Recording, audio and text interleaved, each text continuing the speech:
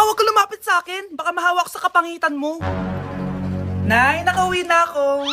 Oo anak, anyari dyan sa mukha mo? Ganda ko, di ba? Ano nangyari? Hindi pwede to. Ano nangyari sa mukha ko? Ano ba kasi ginawa mo? Wala. Yung totoo, naging mabait ka ba?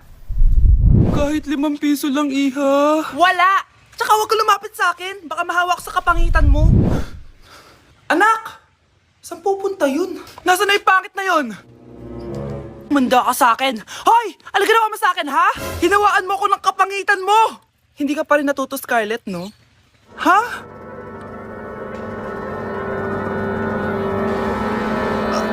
Nay? O ano? Naniniwala ka na ba sa karma, Scarlett? Ayan na nakukuha mo sa mga panlalait mo. Nay, sorry na! Alisin mo na to nasa mukha ko! Sige, next year.